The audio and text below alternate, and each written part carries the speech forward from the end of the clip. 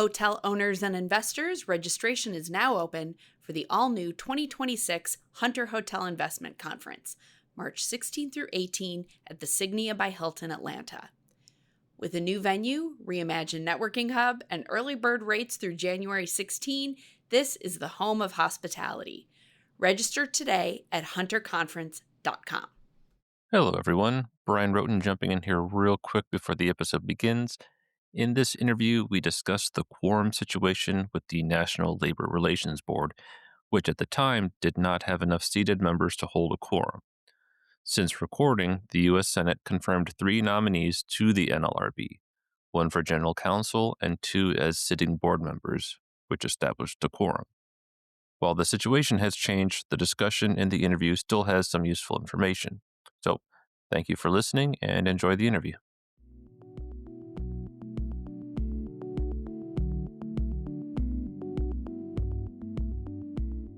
Welcome, everyone. I'm Brian Roten, senior reporter at CoStar News Hotels. Today's episode will cover labor issues coming up in 2026. So, our guest today will provide you all with the details that you're going to need to know. Sylvia, please tell us a bit about yourself. Thanks so much, Brian. Hi, everyone. My name is Sylvia St. Clair. I'm a partner in our labor and employment group with the law firm Fagery Drinker Biddle Reed. I'm actually based in Los Angeles, but I started my career off in Chicago. So I'm actually barred in both Illinois as well as California. And then, relevant to our audience here today, before I decided to go to law school and become a lawyer, I actually spent about a decade working in hotels as well as restaurant operations. So I do hope that our program today will be useful and also informative for everyone who's listening in. Then you're absolutely the subject matter expert that we need for today. So, let's get started with a topic that's, I think, pretty easy to understand if one maybe employers are not super happy about necessarily. What can you tell us about the minimum wage increases that we can expect to see across the U.S. this year? Yeah, so this is unfortunately one topic that I think a lot of employers don't get really excited about, although our employees certainly do. And so, just as a reminder, our federal minimum wage is remaining at $7.25 per hour for non-tipped employees. So we're not seeing a change there. Instead, we're seeing massive increases from at least 19 states as of January 1st of 2026 that will increase the minimum wage in that particular state, such as California, where it will be $16.90 for all employees. And that's just states, Brian, because one thing that's really important for employers to pay attention to is that it's not just the states, but what we're seeing more and more is that cities and counties now have their own minimum wage. So if you're living in California, for example, you not only have to pay heed to what's the federal minimum wage, what's the state minimum wage, and if you live in either a city or a county where their minimum wage is higher than the state, you as an employer have to abide by that city or that county rule as opposed to just the state or the federal wage. And at the county, the local level, if they've increased that, does that also change depending on if the employee is, considered a tipped employee? Yeah, so it does matter whether or not you are a tipped employer or not. This is where unfortunately we all have to, point to our local resources to determine whether or not that increase in wage just applies to your traditional hourly workers as opposed to your tipped employees that you're referring to, Brian. So let's get into something that's a little more complicated. What are some updates that hospitality employers need to know about rules coming out of the Department of Labor in 26? Yeah, so it's been an interesting last couple of months because the Department of Labor has actually issued a few letters, opinion letters, which they'll do from time to time to interpret the Fair Labor Standard Act. And we hadn't actually seen any opinion letters in some time. And then all of a sudden, we saw three letters, two of which I think are pretty relevant to operators in the hospitality industry. And so the first is tip pooling. And Brian, would you like me to go in and explain a little bit about that letter? Please do. Okay. So, tip pooling, as many of you may already be aware, the federal rules allows employers to share or pool tips for certain eligible employees. And we traditionally like to think of that as our tip staff, like our waiters, our bartenders, our bell persons if you're in a hotel, and even bussers, depending on the type of operation that you're in. And so the question before the Department of Labor was about front of the house oyster shuckers at seafood restaurants. And I've actually had this question come because apparently a lot of folks are really interested in oysters. And the question was whether someone who shucks oysters in the front of the house can participate in that same tip pool that like waiters or servers, bell persons, if they participate in. And so what the acting wage and hour administrator stated is that there's a rule that you have to consider as to whether or not a shucker is or is not someone who would typically and customarily receive tip.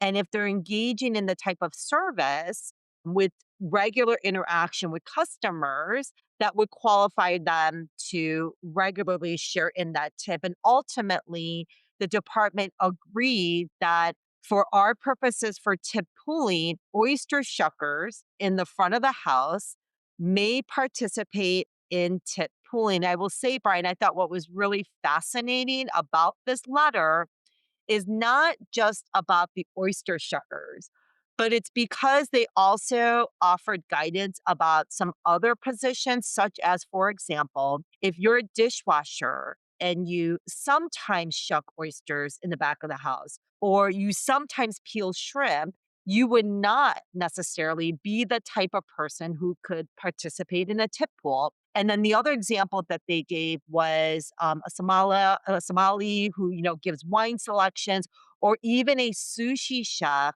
or a teppan or hibachi chef. These are the type of folks who are regularly interacting with customers, who might regularly receive tip. And because they're interacting with customers, they would be the type that could participate in a tip pool. Things I never thought about. No, right? Yeah.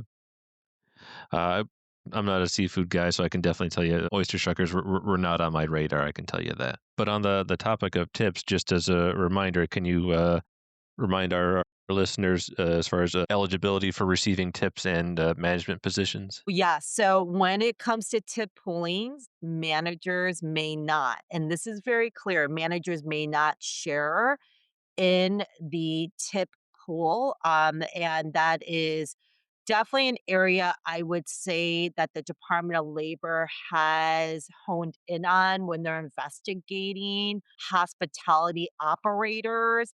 It is one of the very first questions that the Department of Labor investigators will ask both of management and hourly workers in order to determine whether or not the tip pooling is or is not in violation of the federal law. Thank you for covering that. I thought that little reminder would be a good way to head off some potential headaches for folks. Yeah, that's right. And Brian, there was actually a second letter that I thought if we have time, I'd like to Yes, share please. because I think this is something that I could see happening also to our operators. And so the second letter that we got some guidance or some clarification is on joint employer issues. And I don't know in your past podcasts if you've talked about joint employers or what some of those issues are. We've covered the topic from time to time, and it's definitely something that has really bounced back and forth depending on who's in the White House. Yeah, I think you're hitting it right on the nail. And so, in this Department of Labor letter, the question came up about a hostess who not only worked in the restaurant operations of the hotel or the property, but they were also working on a different floor in a members only lounge. right? And it doesn't go into specific detail in terms of like, is it just a based on rewards points or what that membership is. And the question became whether or not the restaurant and the lobby area and the second floor members only club, whether they were joint employers. And the issue there is that if they were in fact joint employers, then the hostess who works so many hours for the lobby restaurant and the hours that they work at the club on the second floor would be combined when it comes to overtime calculation. And if these entities had not considered that, that could be obviously very problematic when it comes to overtime calculations. So the only other point I want to make on this letter is that the two entities tried to argue that they were separate legal companies and they had different payroll systems and they had different timekeeping systems, and that the DOL should not view the hotel lobby or the lobby restaurant and then the club lounge as one type of entity. And the DOL struck that down. And they said that what they look at is not necessarily corporate formalities, but instead they looked at shared management and ownership. They looked at the fact that the hostess was working in both locations. There was some type of coordination and scheduling. There was similar identical rate of pay. And in all essence, they seem to be operating as one entity. And so I think that's just a really good reminder that when you have more than one entity, a subsidiary or property that you're managing and operating, it's really important to revisit some of these joint employer rules, especially if you have certain individuals who are going to work in more than one entity, because if you don't analyze that correctly, it's quite possible that you might have missed an overtime calculation and would have to owe that otherwise. So you're talking about maybe like hotel with a restaurant, but the restaurant is operated by a different management company, but That is they're in this absolutely correct. in the That's a same great property. example.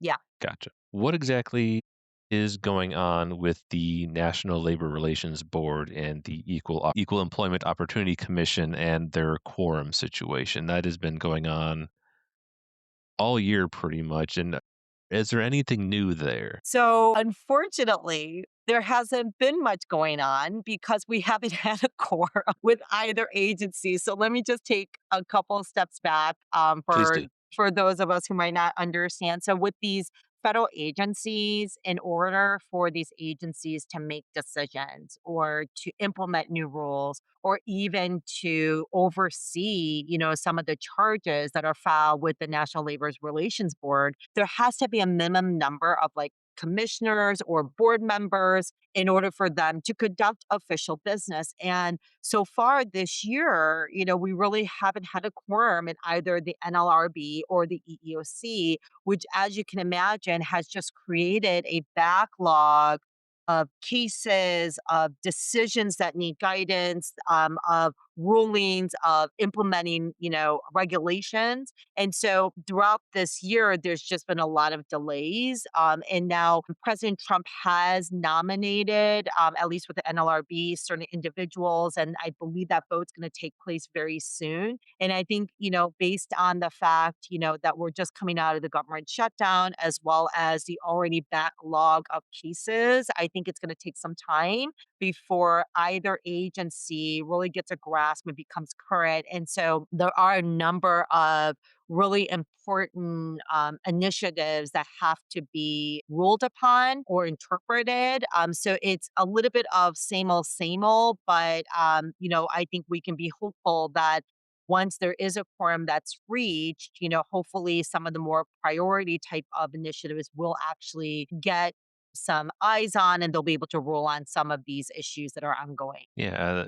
or you're saying things have just kind of stalled out and cases just have not been able to reach any kind of resolution, and so much is up in the air. Yeah, I think that's right. And I think especially for hoteliers and restaurant, operation folks, when we think about the sheer number of, charges that could potentially be backlogged, that obviously creates issues. Now, for the EEOC, there are a number of initiatives that, we're still waiting on guidance, including guidance on DEI. There was an initiative to provide guidance on religious accommodations or even pregnancy, accommodations under President Trump's directives. And so we're still waiting on that guidance. So once, there is a quorum, hopefully what we can expect is greater clarity so that employers know what they need to do in order to comply. I know, hoteliers across the US are just sitting, clicking, looking for updates on Pacer to find out, the latest updates with any kind of court case going through. What can you tell us, what labor related cases going through the court system should hoteliers at least try to keep an eye out for as the year goes through? Yeah. So, there are a number of cases where the Supreme Court, the highest court, has granted cert. In all those cases that impacts employers, I think the most impactful case is probably going to be Trump versus Slaughter. This is a case where the president had removed someone from like an independent agency, kind of like the EEOC or the National Labor Relations Board, and removed this individual without cause. And there was real contention as to whether or not, President Trump had the authority to fire these individuals. In this case, I think they were like two FTC commissioners. And so the lower court ended up reinstating these individuals. And so there's this tension between whether or not the president can remove without cause or whether or not there are certain rules that have to be followed. And I think the importance here is that because these independent agencies have long been understood that, you can't remove somebody without cause. Obviously, if someone is removed without cause, we're going back to that issue of whether or not we have a quorum or not.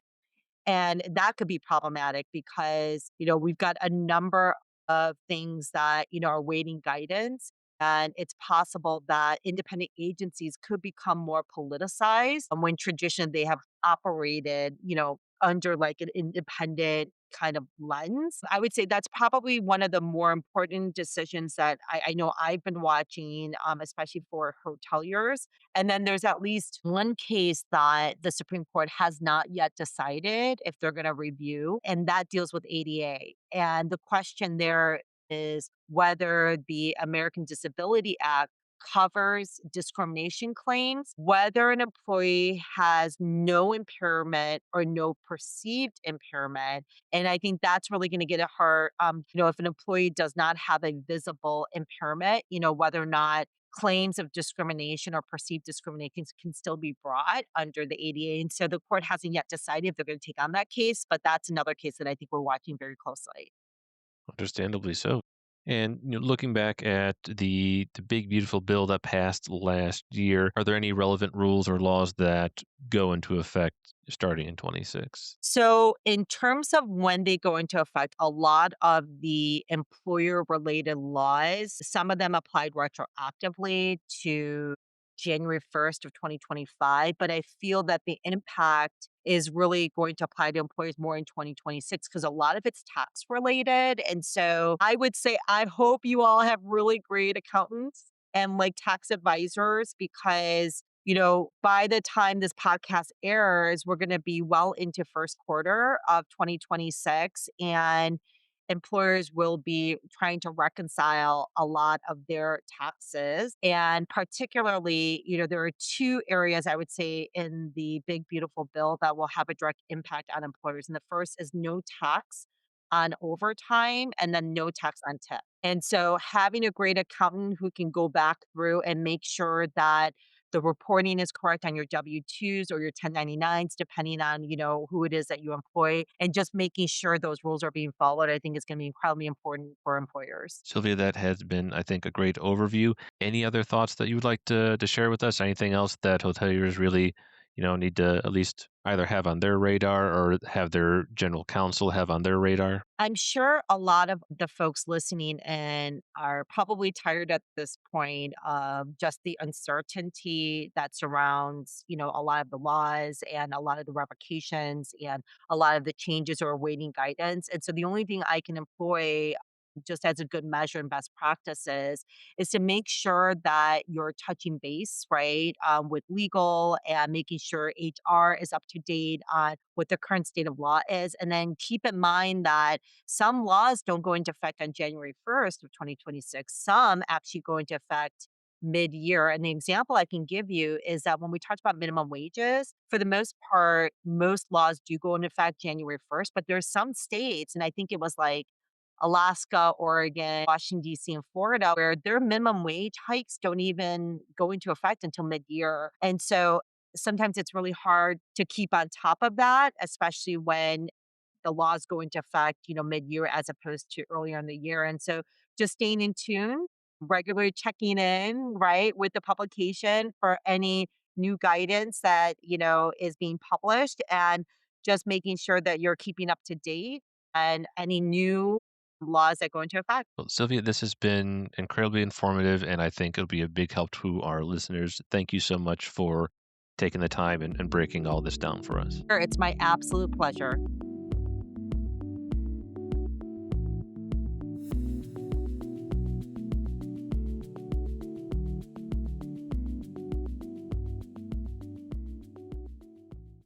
Hi, I'm STR's Isaac Colazo. And I'm co-stars Jan Freitag. And together we are the data geeks behind Tell Me More, a hospitality data podcast work. Every month, we bring you a fresh take on the latest hotel data, insights into the travel trends behind that performance, and the big picture topics you should be thinking about. And we also don't mind getting into some good-natured disagreement from time to time. Hey, when Isaac and I start talking data together, anything can happen, and it usually does. Subscribe to the podcast on Apple Podcasts, Spotify, or wherever you like to listen. Thanks for listening. This episode was recorded December 18th, 2025. It was produced by Sean McCracken and edited by Brian Roten.